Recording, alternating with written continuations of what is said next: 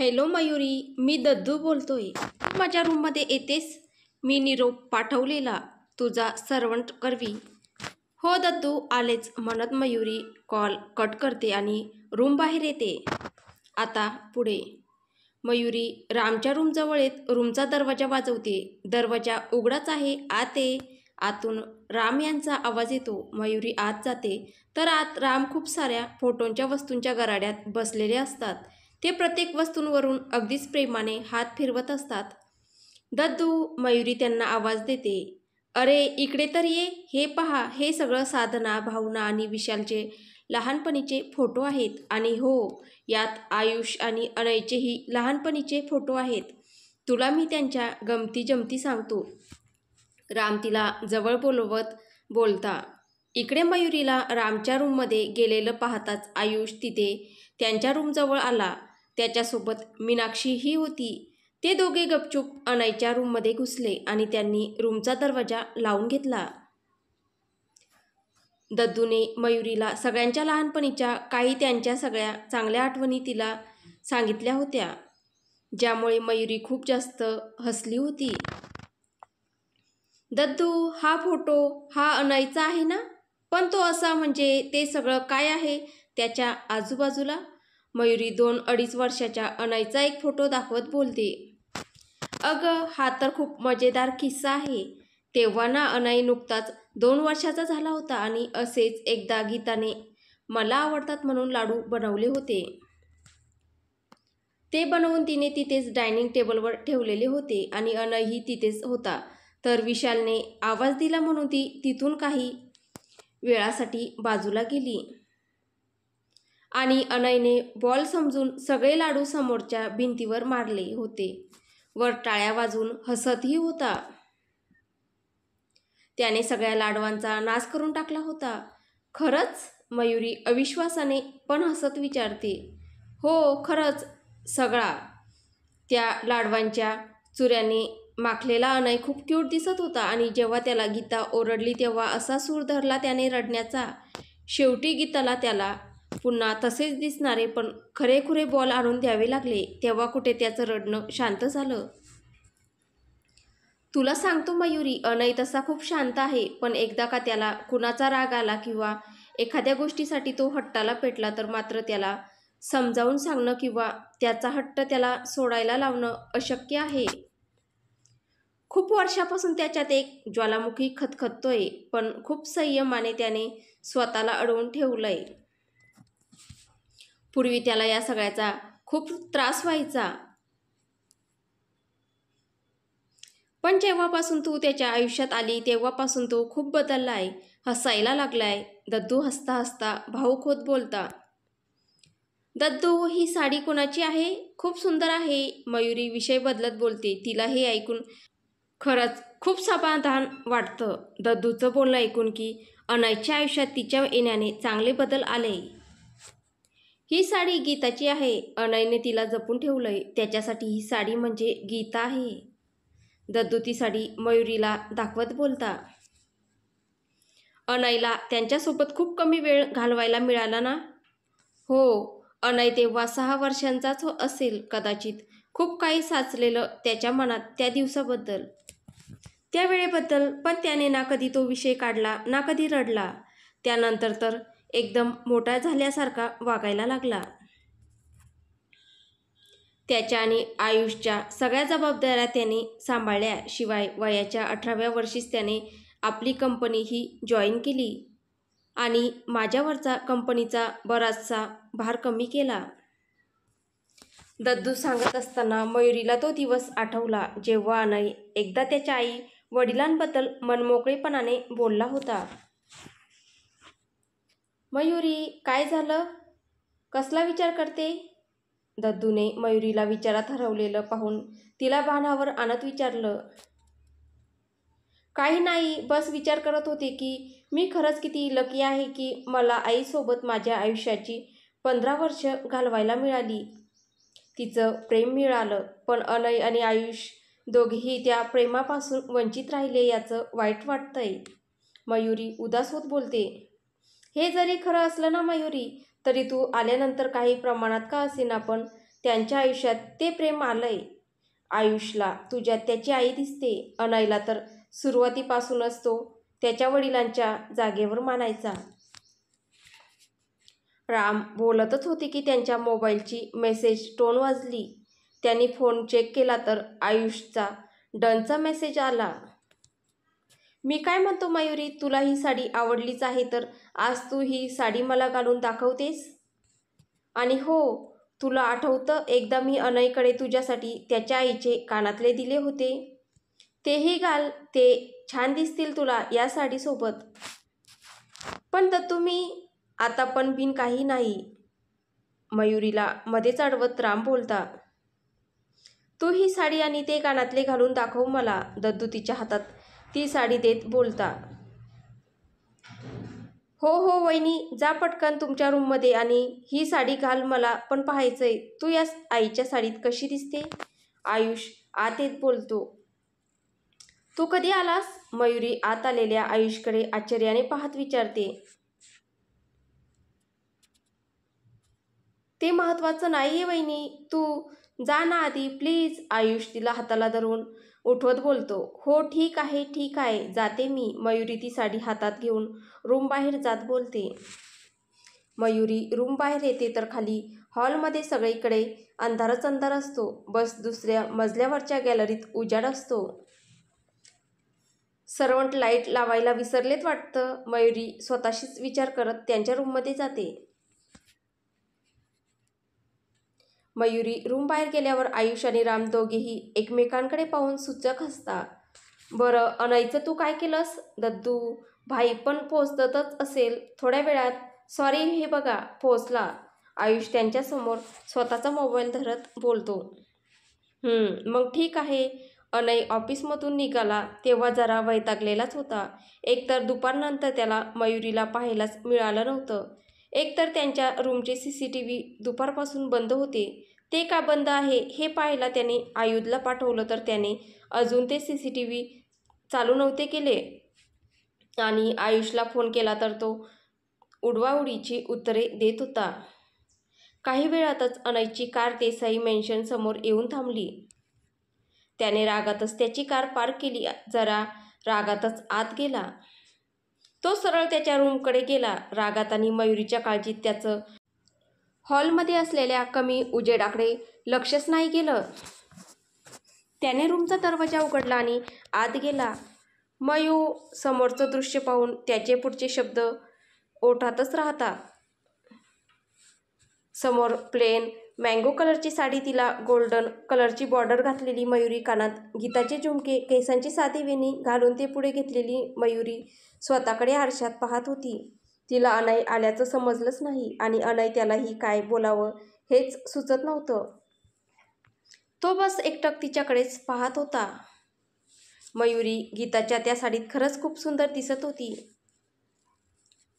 किती सुंदर दिसते ना वहिनी आईच्या साडीत, मला तिला पाहून आईला पाहिल्याचाच भास होतोय.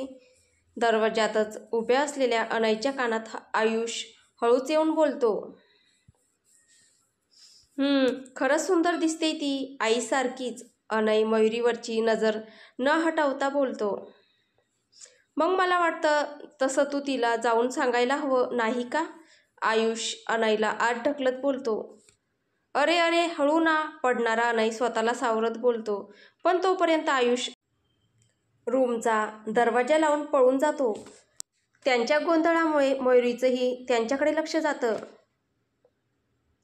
काय झालं अनय, तू ठीक तर आहेस ना, अनयला पडताना पाहून मयुरी त्याच्याजवळ जात त्याला विचारते. हा हो मी ठीक आहे, मयुरीला जवळ आलेलं पाहून अनय घाबरत बोलतो. ठीक आहे मग तू फ्रेश हो जा, मग सोबतच डिनरला जाऊ आपण, मयुरी त्याच्या हातातून त्याचा सूट घेत बोलते. हो आलोच मी फ्रेश होऊन, अनय पटकन बाथरूमकडे जात बोलतो. अनय थोड्याच वेळात फ्रेश होऊन परत येतो तर मयुरी बेडवर बसून त्याची वाट पाहत होती. अनयचं सहज त्यांच्या रूमच्या गॅलरीकडे लक्ष जातं तर तिथे पूर्ण अंधार होता. आज गॅलरीतले लाईट नाही लावले का, अनय मयुरीजवळ जात तिला विचारतो. नुकतीच आंघोळ केल्यामुळे त्याचे केस ओले होते, जे पुढे येऊन त्याचं कपाळ पूर्ण झाकत होते. केसातून गळणाऱ्या पाण्याने त्याचा ओला झालेला पांढरा टी शर्ट त्याच्या शरीराला चिटकून बसला होता, ज्यामुळे त्याचा परफेक्ट बॉडी शेप जवळजवळ स्पष्ट दिसत होता. मयुरीची नजर तर केव्हाच त्याच्यावर खिळली होती, त्यामुळे तो काय बोलतोय याच्याकडे तिचं लक्षच नव्हतं. मयुरी, त्याने परत तिला आवाज दिला, पण तरीही ती एक नाही की दोन नाही, बस त्याच्याकडे पाहत होती, ज्यामुळे त्याला अजूनच लाजल्यासारखं होत होतं. त्याच वेळी पुन्हा एकदा आयुषचा आवाज आला. भाई, वहिनी, तुमचं जेवण आज वर आणलंय आणि तुमची जेवणाची व्यवस्था गॅलरीत केली, त्यामुळे एकमेकांकडे पाहणं झालं की जेवून घ्या. दरवाजातून आयुषचा आवाज येतो आणि परत तो दरवाजा लावून घेतो. त्याने जोरात दरवाजा लावल्याने मयुरी भानावर येते. तिच्या लक्षात येतं की ती खूप वेळापासून अनयकडेच पाहते. तिला खूप लाजल्यासारखं झालं आणि तिने अनयपासून चेहरा फिरवून घेतला. ते मी गॅलरीतले लाईट चालू करून आलो, अनय हडबडीने बोलतो आणि पटकन गॅलरीकडे जातो. मयुरीचंही लक्ष दरवाजाकडे जातं. तिला तिथे एका छोट्या टेबलावर त्यांच्यासाठी ठेवलेलं जेवण दिसतं. ते आयुषने माहीत नाही का, पण आज आपलं जेवण रूममध्येच आणून दिलंय. अनय मयुरीला त्या जेवणाकडे पाहताना पाहून बोलतो. सोबतच तो गॅलरीतले लाईटही लावतो, पण त्याचं सगळं लक्ष मयुरीकडेच होतं. पण अनयच्या बोलण्यामुळे मयुरीने त्याच्याकडे पाहिलं. तिचं लक्ष गॅलरीकडे गेलं आणि ती पाहतच राहिली. सगळी गॅलरी फुल आणि लाईट्सने सजवलेली होती. तिथे बसण्यासाठी असलेला सोफा काढून तिथं एक टेबल, 2 खुर्च्या ठेवलेल्या होत्या. तो टेबल पण फुलांनी मस्त सजवलेला होता. रात्रीच्या अंधारात ती गॅलरी खरंच खूप सुंदर दिसत होती. तिला विश्वासच बसत नव्हता की ही त्यांची गॅलरी आहे म्हणून. अनय, तुझ्या मागे ती बस एवढंच बोलू शकली. माझ्या मागं काय? बोलतच अनय मागे वळला आणि तोही शॉक होऊन पाहायला लागला. त्याच्या रूमच्या गॅलरीचा नकाशाच बदलून टाकलेला होता. हे सगळं कुणी केलं? तो स्वतःला आणि मयुरीलाही विचारतो. एव्हाना तीही त्याच्याजवळ येऊन थांबली होती. मलाही नाही माहीत. मी तर दद्दूंच्या रूममध्ये होते दुपारनंतर. मला खरंच नाही माहीत हे कुणी केलं. मयुरी बोलतच असते तोच अनयचा मोबाईल वाजतो.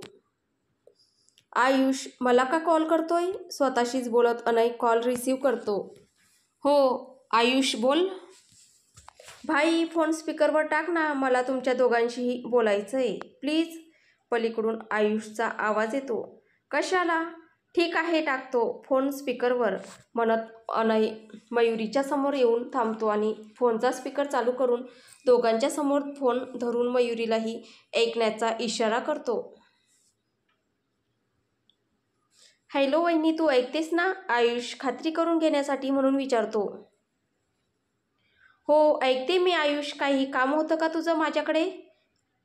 भाई वहिनी, तुम्ही पाहिलंच असेल की तुमच्या रूमची गॅलरी मी आणि मीनाक्षीने खूप मस्त सजवली आहे.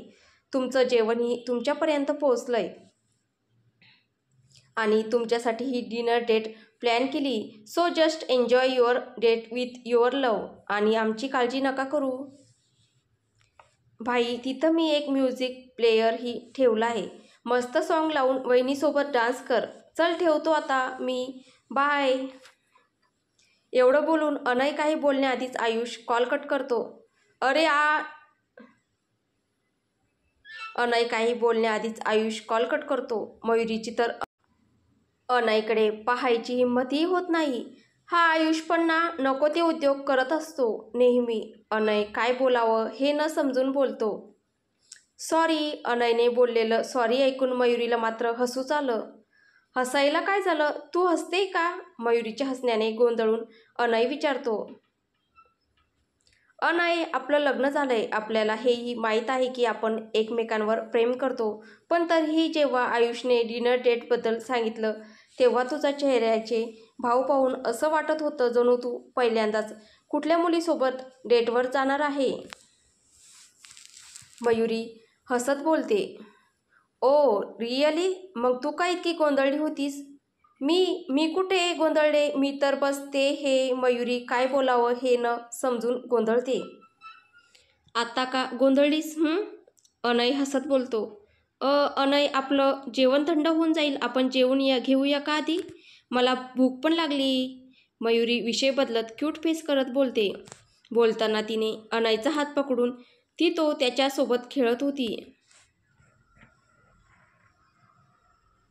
तिचा हात पकडण्याने अनयला त्याच्या पोटात काहीतरी होतंय असं वाटत होतं.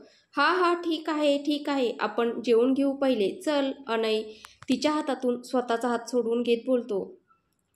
तसं मयुरीही खुश होते की आता तिला त्याच्या प्रश्नाचं उत्तर नाही द्यावी लागणार. ती स्वतःशीच हसत होती. जेवायचं ना? अनय स्वतःशीच हसणाऱ्या मयुरीला बोलतो. हो, चल. मयुरी दरवाजाकडे जात बोलते. तू थांब, मी घेतो ते. अनय मयुरीला थांबवत स्वतः जाऊन त्यांचं जेवण घेऊन गॅलरीकडे जातो. म्हणून मग मयुरीही त्याच्या मागे जाते. अनय जेवण तिथल्या टेबलावर ठेवतो. असू दे, मला सर्व करायचंय. अनय त्याच्या प्लेट्स तयार करतोय हे पाहून मयुरी बोलते. ठीक आहे, कर तू. अनय त्याच्या चेअरवर बसून घेतो. त्याला बसलेलं पाहून मयुरीही दुसऱ्या खुर्चीवर बसते आणि अनयला जेवण सर्व करायला लागते. मग स्वतःच्याही प्लेट्समध्ये ही सर्व करते. थोड्याच वेळात त्यांची जेवणं आवरता. मयुरी त्यांच्या प्लेट्स गोळा करून बाजूला ठेवून देते. ते दोघे तसेच बसलेले असतात. मयुरी सारखी हवेमुळे तिच्या वेणीतून बाहेर आलेले केस कानामागे करत होती, ज्यामुळे तिच्या हातातल्या बांगड्यांचा होणारा आवाज अनयला तिच्याकडे पाहायला मजबूर करत होता. तिची ती धडपड, तिच्या हातांची केसांची हालचाल त्याला मोहवत होती. त्याच्यामुळे हलणारे तिच्या कानातले झुमके आणि त्यांच्या घुंगराचा होणारा किणकिण आवाज त्याला एखाद्या सुरेल संगीतासारखा वाटत होता. मयुरी, तुला एक सांगू? न राहून अनय तिला विचारतोच. हो, बोल ना. अनय ती अजूनही हवेमुळे तिच्या चेहऱ्यावर येणारे केस सावरत बोलते. तू म्हणजे तू खूप सुंदर दिसते आज या साडीत. अनय पटकन बोलून टाकतो. काय? अनय, तू काय म्हणाला? मला तेच समजलं नाही. मयुरीला खरंच काहीच समजलेलं नसतं की तो नक्की काय बोलला. ते तिच्या चेहऱ्यावरूनही समजत असतं. नाही, काही नाही, जाऊ दे. अनयही आता विषय टाळत बोलतो. असं नाही अनय, तू नक्की काय बोलला ते मला समजायला हवं. सांग बघू पटकन. अगं नाही, काही नाही, मी ते असंच बोललो होतो, जाऊ दे. अनय, तू माझी शपथ घेऊन सांग, नक्की काय म्हणालास तू? मी हेच म्हणालो की तू आज खूप सुंदर दिसते. आईसुद्धा अशीच दिसायची. ही साडी आणि हे कानातले झुमके घातल्यावर. खरंच का फक्त तू मला चांगलं वाटावं म्हणून बोलतोय? मयुरी खात्री करून घ्यायची म्हणून विचारते. नाही, मी खरं तेच बोलतोय. तू खरंच छान दिसते आज.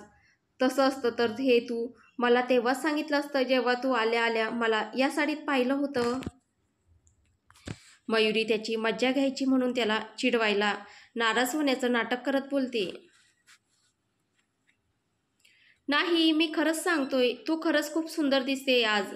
मी आल्या आल्या जेव्हा पहिल्यांदा तुला साडीत पाहिलं ना, तेव्हाच तुझ्याकडे पाहत राहिलो होतो आणि तुला मिठीत.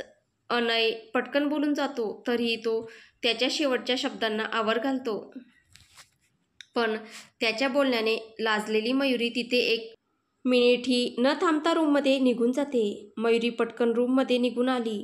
तिच्या मागोमाग अनयही आत आला. तो मयुरीच्या मागे येऊन उभा राहिला. मयुरी, अनयने तिला आवाज दिला. त्याने तिला आवाज द्यायचा उशीर की मयुरीने पटकन वळत त्याला मिठी मारली. मयुरी, अनय शॉक होऊन बस एवढंच बोलू शकला. त्याने अपेक्षाच केली नव्हती की मयुरी असं काही करेल म्हणून, पण कुठेतरी त्याला तिचं असं मिठी मारणं आवडलंही होतं. अनयने हसतच त्याच्या हातांची पकड तिच्यावर घट्ट केली. अनय, मयुरीने काही वेळ मिठीत राहिल्यावर अनयला आवाज दिला. मला जाऊ दे आता, सोड ना प्लीज. मयुरी त्याच्यापासून बाजूला होण्याचा प्रयत्न करत बोलते. सॉरी, पण मिठीत जरी तू स्वतःहून आली असली तरी तुला स्वतःपासून दूर जाऊ द्यायचं की नाही हे मी ठरवणार.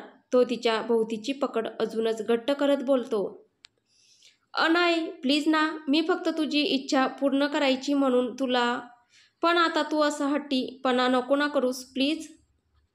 एका अटीवर मी तुला सोडतो. तुला माझ्यासोबत डान्स करावा लागेल आणि तेही तुझ्या आवडीच्या गाण्यावर.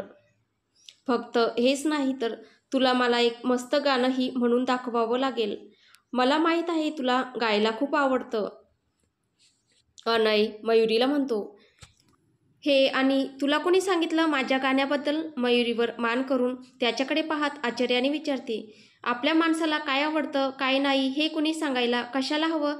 ते आपल्याला असंच समजतं जातं. हळूहळू त्या माणसाच्या सहवासात राहून जसं मला समजलं तुला गायला आवडतं. तुझा आवाजही सुरेल आहे. तुला नवनवीन पुस्तक वाचायला आवडतं. तुला साडी घालायला आवडते पण ती तुला नीट सांभाळता येत नाही. तुला लहान मुलं खूप आवडतात. तुला कुठलंही काम द्या ते तू अगदी मन लावून करतेस. बस बस बस. मयुरी अनय अजून काही बोलण्याआधीच त्याच्या ओठांवर हात ठेवत त्याला थांबवते. अरे खरं सांगायचं तर इतकं मलाही तुझ्याबद्दल माहीत नाही आहे जितकं तू आता मला सांगितलं. मला तर हेही माहीत नव्हतं की तू नक्की कोण आहेस, कसं आहेस. कधी तसं जाणवलंच नाही पण तरीही तुझ्याशी नातं जुळलं गेलं. नकळतच तुझ्याजवळ येत गेले. तुझं वागणं मला भुरळ पाडत गेलं.